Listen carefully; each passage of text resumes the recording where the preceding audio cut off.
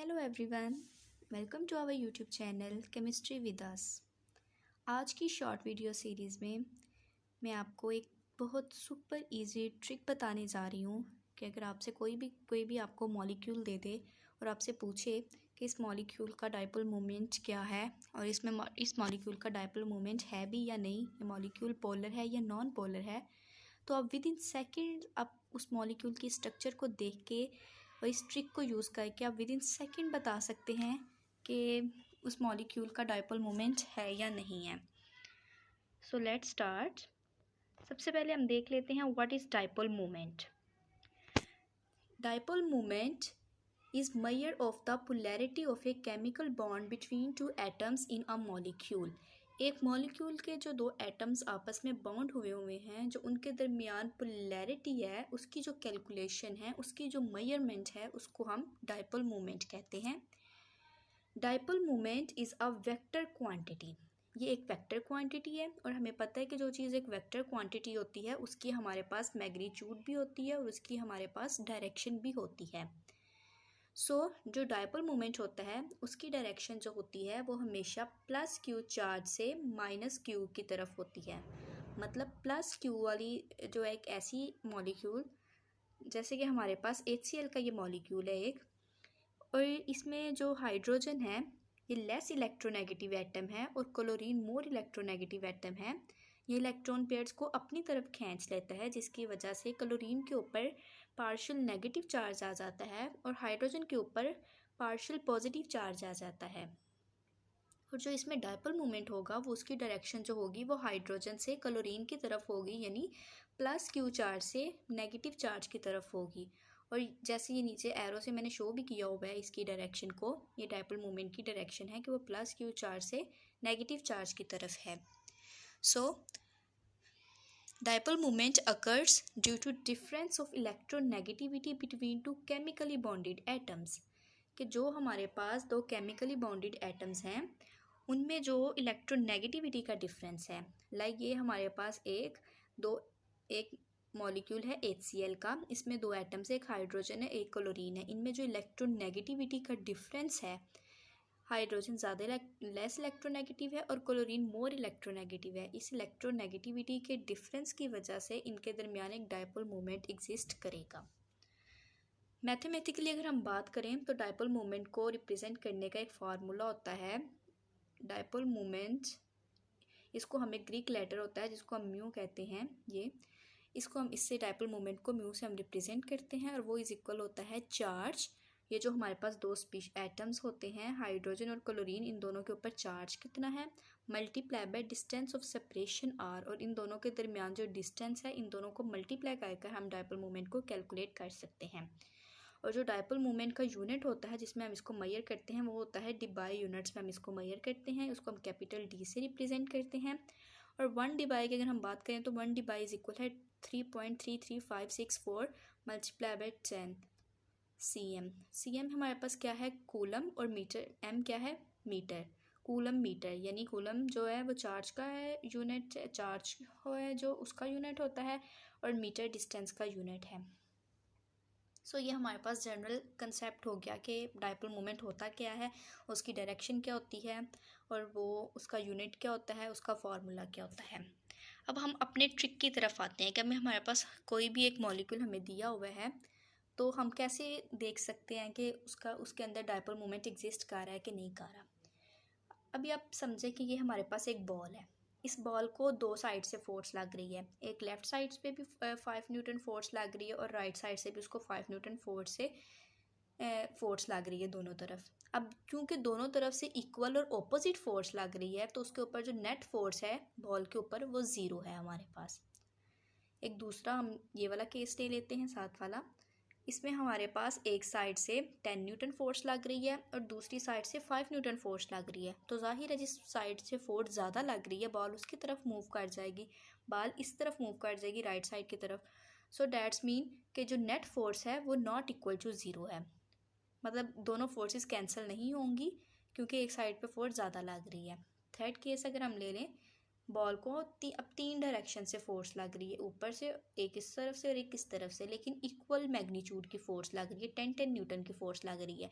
तो ये तीनों फोर्सेस जो हैं वो कैंसल आउट हो जाएंगी और जो नेट फोर्स होगी वो फिर 0 हो जाएगी। नेक्स्ट केस, अब जो अपवर्ड फोर्स है वो 200 न्यूटन है और लेफ्ट साइड और राइट साइड वाली जो फोर्स हैं वो 10 न्यूटन्स हैं।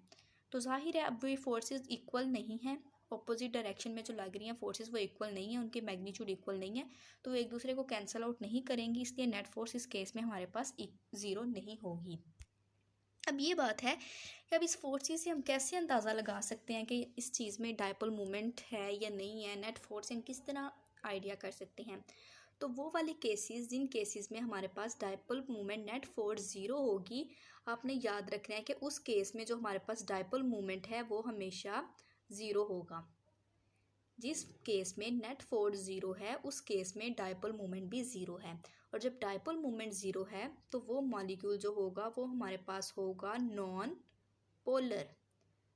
ये बात आपने हमेशा याद रखनी है कि जब हमारे पास नेट फोर्स 0 हो जाएगी, इक्वल डायरेक्शन में लग रही है जो फोर्स वो 0 हो गई है, ऑपोजिट डायरेक्शन में लगने वाली फोर्स इक्वल हैं और वो नेट फोर्स हमारे पास 0 है, तो उस केस में डायपोल मोमेंट भी 0 हो जाएगा और वो जो मॉलिक्यूल होगा वो हमारे पास नॉन पोलर हो जाएगा। अब दूसरी तरफ ऐसे मॉलिक्यूल्स जिनमें नेट फोर्स 0 नहीं है, नेट फोर्स 0 नहीं है, तो मतलब उसका जो डायपोल मोमेंट है वो भी हमारे पास 0 नहीं है और वो जो मॉलिक्यूल है वो हमारे पास पोलर मॉलिक्यूल होगा। इस कंक्लूजन को आपने हमेशा याद रखना है। अब हम एग्जाम्पल से इसको समझ लेते हैं। अब हम एक मॉलिक्यूल्स लेते हैं, एक हमारे पास लेते हैं सपोज कर लेते हैं कि हमारे पास है डायटोमिक मॉलिक्यूल। डायटोमिक मॉलिक्यूल में कौन से हैं, यानी कि AB टाइप हैं। AB टाइप में हमारे पास 2 टाइप्स आ जाती हैं, होमोटॉमिक मॉलिक्यूल्स और हेट्रोटॉमिक मॉलिक्यूल्स। अब होमोटॉमिक मॉलिक्यूल्स वो वाले मॉलिक्यूल्स होते हैं जिसके जो बॉन्डेड एटम्स होते हैं वो दोनों सेम होते हैं, यानी इस केस में देखें तो दोनों तरफ क्लोरीन ही है। सपोज कर लेते हैं कि एक क्लोरीन, अब चूंकि दोनों मॉलिक्यूल सेम है दोनों तरफ, तो एक साइड से भी 5 न्यूटन फोर्स लग रही है, दूसरी साइड से भी हम सपोज कर लेते हैं कि 5 न्यूटन फोर्स लग रही है।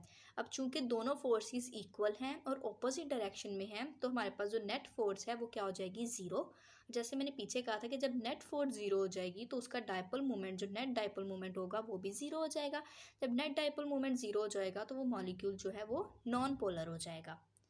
सेम इसी तरह अगर हम O2 की एग्जांपल ले लें, O2 में भी दोनों बॉन्डेड एटम्स सेम हैं, दोनों तरफ इक्वल फोर्स लग रही है 5 न्यूटन। लेट्स सपोज कि हम 5 न्यूटन की फोर्स लग रही है, अब इसको 10 न्यूटन भी कर सकते हैं, लेकिन दोनों साइड से जो फोर्स लग रही है वो सेम होगी।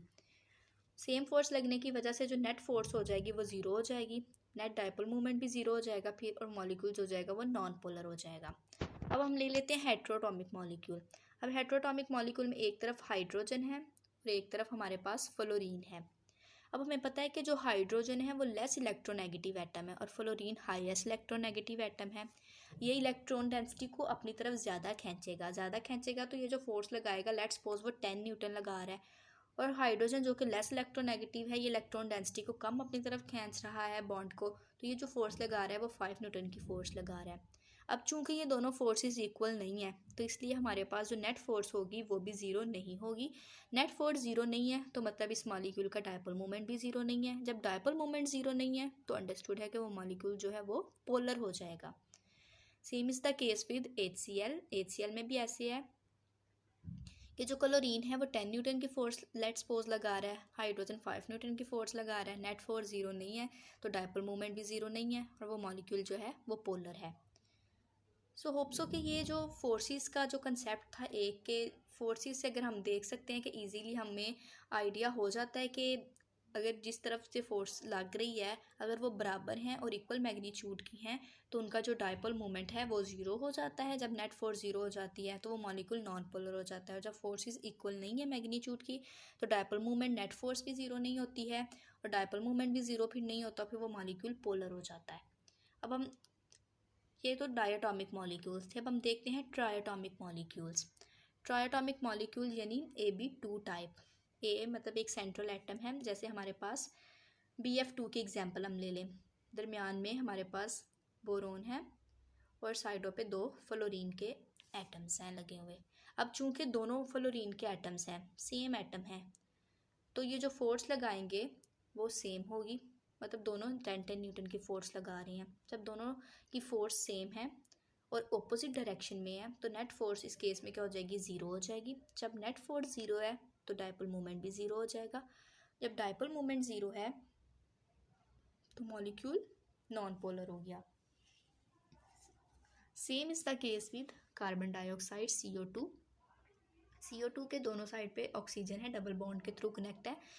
चूँकि बॉन्डेड एटम सेम है तो सेम फोर्स लग रही है, सेम फोर्स ऑपोजिट डायरेक्शन में लग रही है, तो net force zero, dipole moment भी ज़ीरो और मॉलिक्यूल जो हो जाएगा वो नॉन पोलर हो जाएगा। अब ये तो हो गए जब ऐसे मॉलिक्यूल जो कि बॉन्डेड एटम यानी होमोटॉमिक मॉलिक्यूल्स हो जाए, ट्राइएटॉमिक केस में होमोटॉमिक हो जाएंगे। अब एक ऐसा केस ले लेते हैं जैसे कि सल्फर डाइऑक्साइड SO2 की एग्जांपल ले लेते हैं। इसकी सल्फर की दो साइड पे ऑक्सीजन है लेकिन सल्फर के पास एक लोन पेयर ऑफ इलेक्ट्रॉन भी है। अब आपने ये बात याद रखनी है, हमें पता है कि जो लोन पेयर ऑफ इलेक्ट्रॉन है वो एक्सर्ट करता है मैक्सिमम फोर्स। बॉन्डेड एटम से जो ज़्यादा फोर्स होती है वो लोन पेयर की होती है, यानी वो इलेक्ट्रॉन डेंसिटी को अपनी तरफ ज़्यादा खींचता है। सो इसकी जो फोर्स, ये जो फोर्स लगा रहा होगा लोन पेयर ऑफ इलेक्ट्रॉन, ये ऑक्सीजन से ज़्यादा होगी। लेट्स सपोज के जो ऑक्सीजन के दो एटम्स लगे हुए हैं ये 10-10 न्यूटन की फोर्स लगा रहे हैं, लेकिन जो लोन पेयर फोर्स लगा रहा है चूँकि वो ज़्यादा फोर्स लगाता है वो 50 न्यूटन की फोर्स लगा रहा है। अब हम देखें तो 10 + 10 20 हो गया और ये 50 की लग रही है, तो ये ऑपोजिट डायरेक्शन में जो फोर्सेस लग रही हैं वो इक्वल नहीं है। तो सो नेट फोर्स जो है वो हमारे पास वो ज़ीरो की इक्वल नहीं होगी।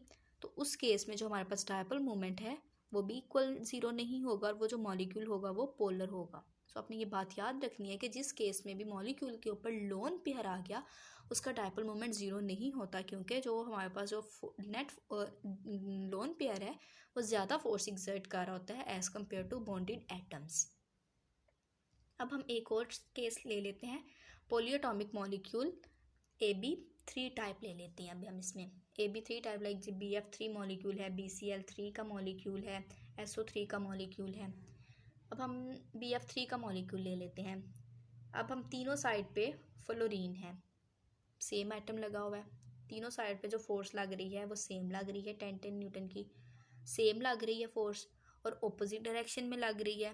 तो इस केस में नेट फोर्स क्या हो जाएगी, ज़ीरो हो जाएगी। जब नेट फोर्स ज़ीरो है तो अंडरस्टूड हो जाएगा डायपोल मोमेंट ज़ीरो है और वो मॉलिक्यूल क्या हो जाएगा, नॉन पोलर।